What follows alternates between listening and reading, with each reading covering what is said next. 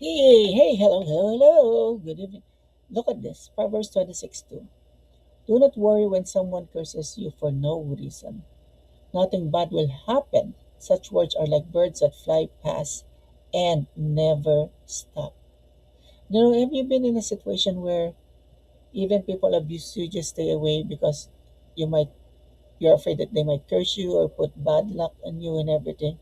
You know what? If you are a child of God, if you have faith in God, if you pray every day, read the Bible every day, if you really believe the power of God and you are following His words, His uh, example, His life of love, uh, see a life of sinlessness, in the name of Jesus, then nobody's word can harm you. Even if they say, like, I put a curse on you, but you did not do anything, it would has no effect.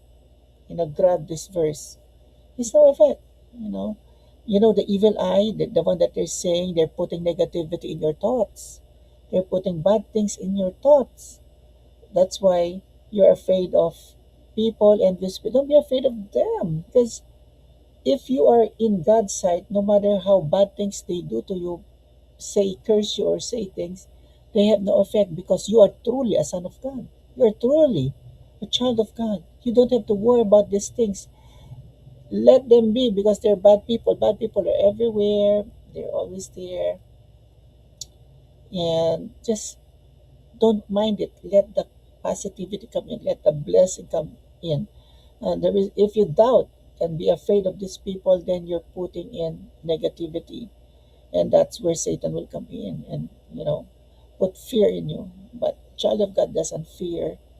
A child of God knows he doesn't curse. He doesn't steal. He doesn't do bad things. That's why he's immune to human curses or human negativity or human evil eye. That's what they say. So do not worry when someone curses you for no reason. Imagine some people are just, evil. Nothing bad will happen. Such words are just like birds fly past and never stop. Have a wonderful day.